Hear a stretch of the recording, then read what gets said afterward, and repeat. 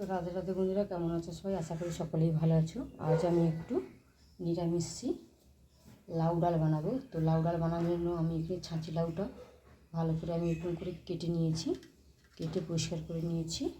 আর এখানে মুগের ডালটা আমি রুখা কড়াই নেড়ে নিয়ে ধুয়ে নিয়েছি, কারণ এখনকার বাজারের ডাল তো মানে পাউডার থাকে, তাই আমি ধুয়ে নিলাম।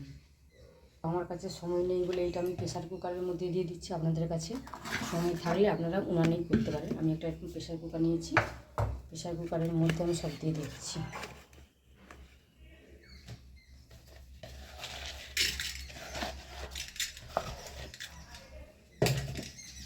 ডাল দিয়ে দিলাম আর এখানে লাউটাও আমি দিয়ে দিলাম একসাথে।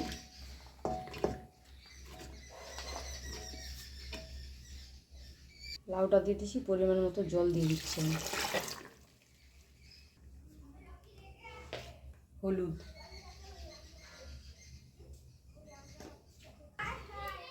লবণ, পরিমাণ মতো লবণ দিয়ে এবার প্রেসার কুকারের ঢাকনাটা আমি লাগিয়ে দিচ্ছি।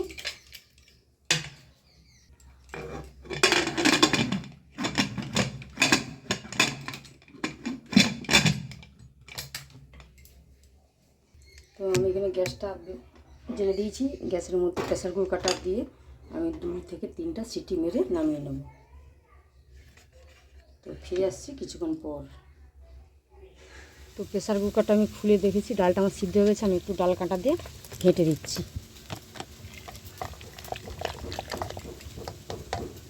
তো ডাল কাঁটাতে আমি ঘেঁটে দিয়েছি, এবার রান্নার কাছে চলে যাচ্ছি। ডালটা ঝুঁকে নেবো এবার। এখানে রান্নার কাছে চলে এসেছি। আমি এখানে একটু আদা চুড়ে নিয়েছি আর এখানে একটু কাঁচা পাকা টমেটো নিয়েছি। তো রান্নার কাছে চলে যাচ্ছি আমি। এখানে উনানের মধ্যে আগে থেকে কড়া বসিয়ে দিয়ে আমি একটু সরষের তেল দিয়ে দিয়েছিলাম। তেলটা গরম হয়ে গেছে, এবার তেলের মধ্যে ফোড়ন নিয়ে দিচ্ছি আমি।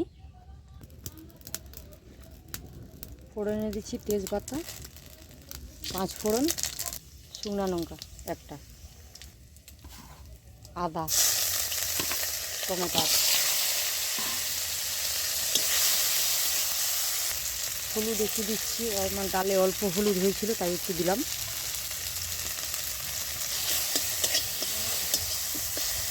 তো টমেটোটা আমার কষানো হয়ে গেছে, এবার আমি ডালটা দিয়ে দিচ্ছি।